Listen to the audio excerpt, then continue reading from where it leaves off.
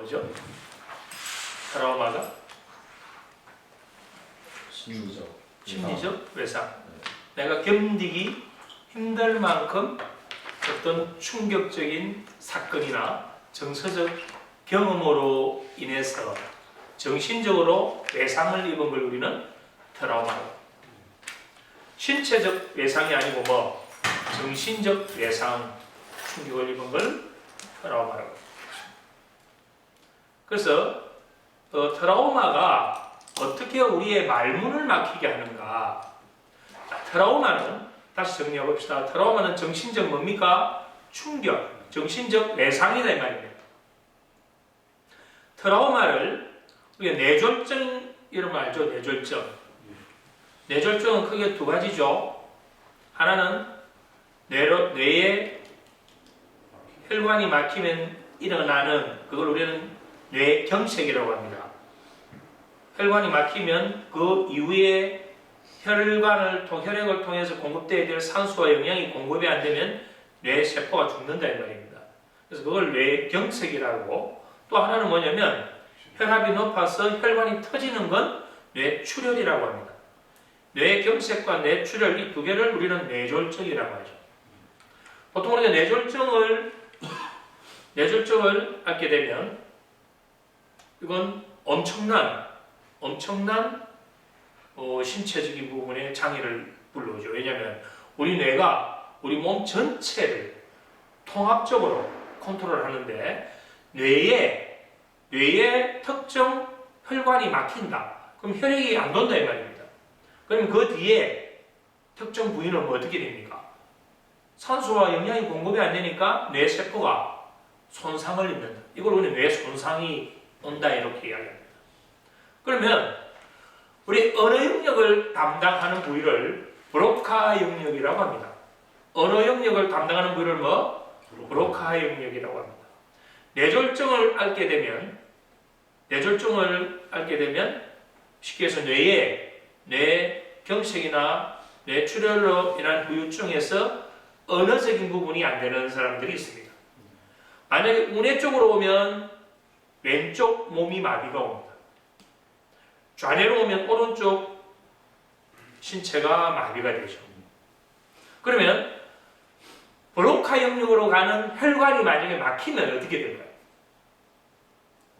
언어적인 부분에 손상을 입어버립니다. 그래서 뇌에 뇌졸중으로 인해서 브로카 영역으로 가는 혈관이 손상을 입게 되면 우리가 언어 능력이 제대로 안 나오듯이 트라우마가 뇌졸중과 비슷한 형태의 후유증을 가진다는 건 엄청난 거죠. 이건 단순히 이게 정신적인 충격이나 어떤 스트레스 이게서 멈춘 게 아니고 뇌졸중과 비슷한 후유증을 남깁니다. 트라우마가. 그러면 트라우마가 심각한 애가 트라우마를 갖게 되면 브로카 영역으로 연결되어 있는 회로에 손상을 입게 된다. 그래서 심각한 충격을 받거나 정신적 외상을 강하게 입은 사람들은 말이 어눌해지거나 말을 잘 못하거나 이렇게 되는 현상들이 나타나는 게 이 트라우마가 사람의 말문을 막히게 한다. 여러분 영화나 드라마 같은 데 보면 어릴 때 심한 폭행을 당했거나 또는 성폭행을 당했거나 충격적인 경험을 해서 실어증이라고 하죠. 말을 잃어버리는 거 실어증. 그런 그 소재로 해서 영화가 나오는 게 많이 있잖아요. 그게 바로 트라우마가 갖고 있는 그런 후유증들입니다. 자, 이 트라우마는 우리의 말문을 막히게 하면서 언어적 표현을 차단합니다. 자, 주변의 상황을 여러분들이 한번 떠올리면서 공부를 해보세요. 그럼 수월해져요. 왜냐하면 어떤 사람은 화나는 상황이 되면 그 화를 주체를 못해가 물건을 던지거나 욕설을 심하게 하거나 과하고 이런 사람이 있습니다. 심지어는 동물처럼 하고 울부짖는 사람들이 있어요. 그게 뭐냐면 정상적인 내 언어적인 표현을 하지 못하고 비정상적인 표현을 하고 있죠. 그것들이 뭐냐면 바로 우리가 트라우마가 심하게 왔을 때 일어나는 현상들이에요. 트라우마가 심하게 오면 자기 언어적인 그런 표현을 할 수 있는 기능이 상실되기 때문에 비언어적인 수단을 통해서 막 울부짖는다든지 막 몸부림을 친다든지 하는 이런 현상들. 그래서 심한 트라우마를 갖고 있는 사람들이 보면 그런 막 과음을 지르거나 막 몸을 부르르 떨거나 하는 어떤 이상 정체를 나타내요. 그러니까 정상적인 사람들은 트라우마가 없는 사람들은 어떨까요? 대화를 하잖아요. 이성적인 부분으로 뭘 하고. 근데 그게 언어적인 부분으로 할 수 있는 게 제한을 받게 된다. 트라우마를 갖게 되면.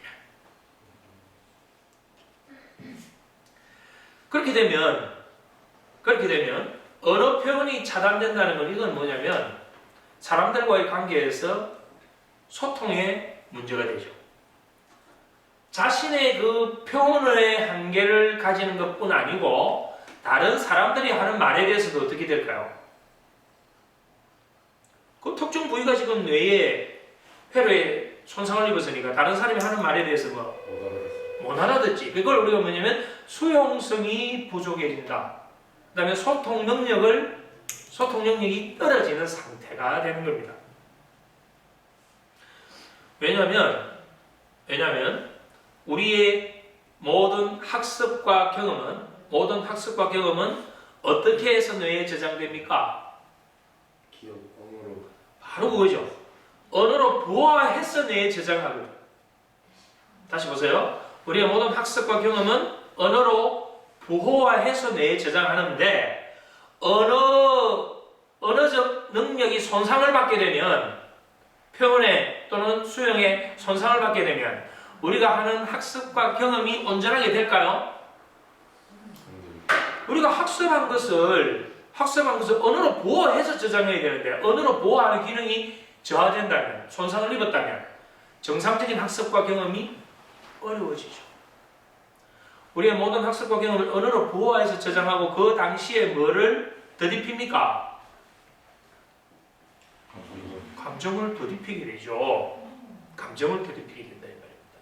그런데 트라우마는 뭐냐면 내가 과거에 경험했을 당시에 부정적 정서 감정 그게 활성화된 상태에서 지금 현재의 내가 아닌 과거에 내가 중독된 그 사건 충격적인 그 사건에 중독된 내 상태로 지금의 어떤 경험을 하기 때문에 정상적인 소통이 안 된다 이 말입니다.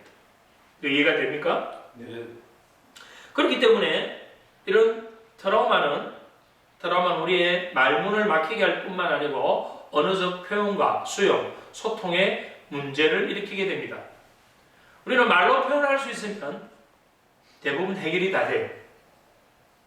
그런데 이런 트라우마가 결국은 뭐를 일으키느냐면 잠을 잘 때 악몽을 꾸게 만든다거나 낮에도 끔찍끔찍 놀랜다든가 별것 아닌 미세한 자극에도 과잉 반응하는 상태를 만드는 것이죠. 자, 다시 한번 정리를 해봅시다. 우리가 학습하고 경험한 모든 것은 어떻게 뇌에 저장한다? 언어로 부화돼서. 언어로 부호해서 저장한다. 그래서 우리는 특정 언어를 불러내면 그와 관련된 과거의 정서까지도 불러낼 수가 있죠. 그러면 우리의 경험을 언어로 해서 부호화돼서 저장된다는 것은 언어가 없다는 것은 뭡니까? 우리의 경험이 온전합니까? 언어가 없다면 우리의 경험이 온전하냐고. 온전한 경험이 될 수가 없죠. 언어가 없다면. 그래서 내가 언어가 없다는 것은 언어로 보호해서 저장 안 됐다는 것은 그 경험이 완전하지 않거나 그 경험이 존재하지 않는다 이 말이에요. 쉽게 얘기해서 아프리카 원주민에게 하얀 눈에 대해서 내가 이야기를 하면 그 아프리카 원주민이 하얀 눈을 알아들을 수 있나요? 왜 못 알아듣죠? 하얀 눈을 나는 경험하고 나는 아는 걸 이야기하는데 저 사람은 왜 못 알아들을까요? 그 하얀 눈을 봤던 경험이 없는 거예요. 자기 뇌에는 하얀 눈이 없다고 그 이미지가. 그리고 그 하얀 눈의 이름을 하얀 눈이라고 붙였던 언어가 존재하지 않는다 이거예요. 그래서 우리는 언어가 존재하지 않는다는 것은 그 사람의 경험이 없다라고 결론을 낼 수가 있습니다. 언어가 존재하지 않는다는 것은 경험이 완전하지 않거나 그 경험이 없다. 그럼 우리가 언어로 표현할 수 없다는 것은 그 사람의 경험이 정상적이지 않다라고 볼 수 있는 거예요. 자, 언어로 표현할 수 없다면 경험이 완전하지 않거나 존재하지 않는다. 언어로 표현할 수 없는 경험은 존재하지 않는다. 이렇게 정의할 수 있어요. 언어로 표현할 수 없는 경험은 없다. 자, 우리 뇌는 좌뇌와 우뇌가 있습니다. 우리 뇌는 4개의 엽으로 이루어져 있죠. 엽으로 분류를 하면 4개의 엽이 뭐가 있나요? 전두엽이 있고 척두엽이 있고 부두엽이 있고 한 개는 뭐죠? 두정엽이죠. 외우기 쉬워요. 앞에 있으니까 전두엽, 뒤에 있으니까 후두엽, 옆에 있으니까 척두엽, 위에 꼭대기 있으니까 두정엽. 이렇게 오면 4개 엽을 딱 외우잖아요. 그리고 우리 뇌는 좌뇌와 우뇌가 있다. 좌뇌와 우뇌 그 사이에 도랑이 있다. 그걸 우리는 뇌량이라고 합니다. 뇌량. 우리 뇌는 좌뇌와 우뇌가 있는데 좌뇌와 우뇌의 기능이 서로 다르다. 아까 우리가 좌뇌의 손상을 받으면 오른쪽 신체에 이상이 오고 우뇌의 손상을 받으면 왼쪽 신체 이상이 온다 했죠. 자, 그러면 좌우 뇌의 기능이 서로 다르다는 걸 먼저 알아야 돼요. 좌뇌는 어떤 기능을 할까요? 이성적인 판단, 사고하고 상상하고 기획하고 대부분 우리가 언어적으로 표현하는 것들 이런 것들은 전부 다 이성적인 뇌에서 하죠. 좌뇌의 영역. 그리고 우뇌는 창의력, 감정, 어떤 비언어적 신체적인 부분, 얼굴 표정이나 목소리의 떨림 정도 이런 거는 전부 다 우뇌적인 겁니다. 또 감성적인 거.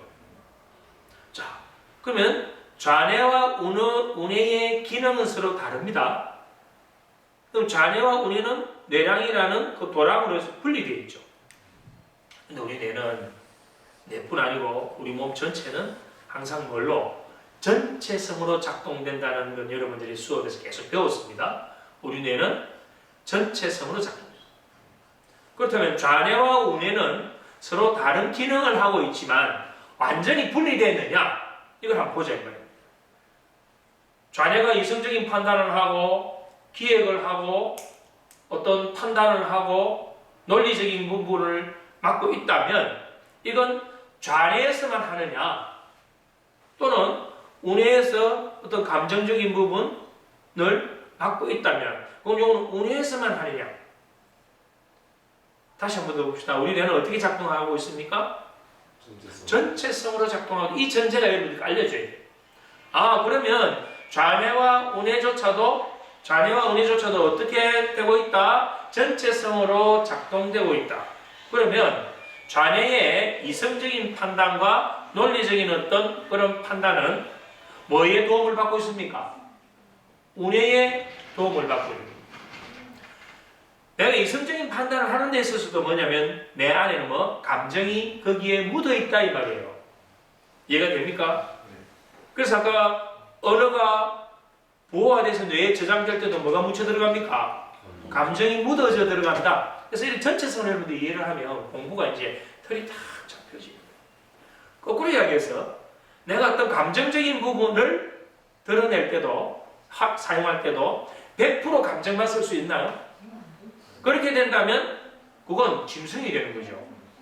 내가 감정적인 부분에 올라올 때도 적절하게 이성적인 부분이 작용한다. 그래서 이건 두 개가 사실은 분리된 기능을 갖고 있으면서도 두 개가 서로 도움을 주고 있기 때문에 이걸 상보적 관계라고 하는 거예요.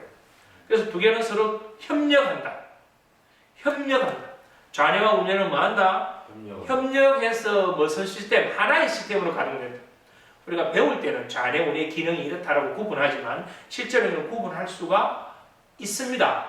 하지만 뭘 할 수 없다? 분리할 수 없다. 우리는 구분은 가능하지만 좌우뇌는 분리할 수 없다. 왜? 전체성으로 작동되고 있기 때문에 서로 도움을 줍니다. 만약에 여러분들이 100% 감정을 쓴다면 자 이렇게 보죠. 말 한마디로 천냥빛을 갚는다라고 합니다. 자, 말 한마디로 천냥빛을 갚는다. 그 말 한마디는 좌뇌 영역이잖아요. 근데 그 좌뇌 영역에서 쓰는 그 말을 표현할 때 얼마나 감정적으로 표현을 하는가에 따라서 상대방이 그걸 감정적으로 받아들였다면 말 한마디에 천냥빛을 갚아준다 이 말입니다. 상쇄시켜주죠. 그런데 받아들이는 사람이 감정이 아니고 이성적인 뇌로 받아들인다면 어떻게 될까요? 절대 말 한마디에 천냥빛을 없애줄 수가 없습니다. 감정으로 받아들이기 때문에 되죠. 근데 그 속에서도 우리는 뭐냐면 항상 이성이 함께 작동되고 있습니다. 이성과 감정은 좌뇌와 우뇌는 따로 구분은 할 수 있지만 분리되지 않기 때문에 두 개는 항상 동시에 수레의 두 바퀴처럼 작동되고 이렇게 이해하면 아주 쉬운 거예요. 그런데 간혹 가다가 보면 이게 깨지는 사람이 있습니다. 어떤 사람들일까요? 좌우뇌가 서로 협력을 해서 완전한 전체성을 만드는 게 건강한 우리의 멘탈인데 이게 균형이 깨지는 사람이 있단 말입니다. 뭐에 의해서 깨질까요? 트라우마에 의해서 깨진단 말입니다. 트라우마에서 깨지면 뭐냐면 우뇌가 과잉 활성화된 상태에서 좌뇌가 그 기능을 못해요. 쉽게 얘기하면 우리의 감정적인 뇌가 과하게 활성화되어 버리면 이성적인 전두엽의 기능이 마비됩니다. 자, 우리의 뇌의 발달 단계를 다시 한번 짚어볼까요? 뇌의 발달 단계, 우리의 생명, 본능적인 숨쉬고 먹고 또 배설하고 하는 이런 기본적인 기능을 담당하는 이 뇌 영역을 뭐라고 하냐면 파충류뇌라고 합니다. 이건 인간이 태어날 때부터 완성되어져 나온 뇌죠. 파충류뇌. 그 다음 그 이후에 발달한 뇌가 뭐냐면 포유류뇌입니다. 포유류뇌는 우리가 흔히 이야기하는 감정의 뇌예요. 감정의 뇌. 이 감정의 뇌를 우리는 변형계라고 합니다. 변형계. 우리가 공포를 느끼거나 두려움을 느끼거나 불안을 느끼는 건 바로 이 감정의 뇌. 화를 낸다, 신경질을 낸다, 폭발한다. 이건 전부 다 이 포유류뇌, 감정의 뇌다 이 말입니다. 여기에 뭐가 있냐면 바로 편도체가 있잖아요. 시상이 있잖아요. 자, 이걸 포유류뇌, 포유류가 뭔가요? 동물이죠. 다른 말로 하면 짐승이다 이 말입니다. 파충류는 뱀이나 이러한 그거에서 우리가 따온 이름이죠. 포유류는 사자나 개, 돼지 이걸 우리가 포유류라고 하잖아요. 그러면 최고 마지막으로 발달된 뇌가 뭔가 하면 바로 영장류뇌라고 합니다. 영장류뇌. 이걸 우리가 대뇌 중에서 새로 생긴 피지를 해서 대뇌 신피지라고 이름을 붙인다는 얘기죠. 그 중에서 대표적으로 우리가 자주 사용하는 그 부위가 전두엽입니다. 4개 엽 중에 앞에 있는 전두엽. 이게 우리의 자유의지를 갖고 있고 뇌 전체를 총지휘하고 있기 때문에 우리가 전두엽을 아주 중요하게 이야기하는 거죠. 자, 여기서 뇌의 발달 3단계에서 감정의 뇌가 심하게 활성화되어 가지고 화가 폭발한 그 사람의 상태는 어떤 뇌 상태인가요? 그게 뭔가요? 짐승, 동물의 뇌가 활성화되어 있기 때문에 동물의 뇌는 이성적인 판단, 논리적인 판단을 하나요? 합리적인 판단을 할 수 있나요? 못하죠. 그래서 아주 극하게 화가 난 상태의 사람에게 논리적인 부분으로 따지거나 설명하면 대화가 전혀 안 되죠. 그 상태는 뭐냐면 뇌에서 그와 관련된 물질을 다량으로 분비한 상태이기 때문에 이 물질이 없어지기 전까지는 화난 상태, 짜증나는 상태, 폭발한 상태를 유지시킵니다. 그때는 이 대뇌 신피질, 전두엽 영역이 거의 기능을 못해요. 이해가 됩니까? 자, 이걸 다시 좌뇌 우뇌로 가져오 봅시다. 우뇌가 트라우마로 인해서 심하게 과잉 활성화됐다면 좌뇌는 그 기능이 떨어져 버립니다. 그래서 지금의 현재 상황을 면밀하게 지각하고 그걸 분석하고 판단하고 거기에 반응하는 걸 합리적인 선택을 못하죠. 좌뇌가 기능을 못하니까. 그럼 트라우마는 이 좌뇌의 우뇌의 서로 두 바퀴처럼 수레의 두 바퀴처럼 균형을 이루는 게 깨진 상태다. 이렇게 볼 수 있는 거죠. 그래 되면 왜 트라우마를 이해하는 데 좀 도움이 되잖아요. 이성적인 판단이 그러면 안 되고 있는 상태. 그럼 이성적인 판단이 안 되고 있다는 것은 뭐냐면 이 감정에 이게 지금의 감정이 아니고 결국 10년 전에 20년 전에 그 트라우마 사건이 일어났을 때 그때 그 감정을 쓰고 있는 상태죠. 그러면 이 좌뇌가 그 기능을 사실은 지금은 아니야. 지금은 오늘 무슨 요일이고 무슨 날이고 지금의 날이 이렇게 건강하고 지금의 사람들 지금의 환경은 다 바뀌었어. 그러니까 굳이 이렇게 격한 감정을 쓸 필요 없어라고 제어해줘야 되는데 이 기능이 못하니까 계속 떠있는 상태가 되는 게 트라우마가 우리의 이런 좌우 뇌의 균형을 깨기 때문에 나타나는 거다. 이렇게 볼 수 있는 겁니다.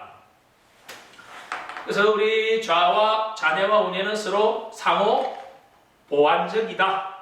그리고 서로 연결되어 있으니까 결국 우뇌가 이렇게 비정상적으로 활성화되고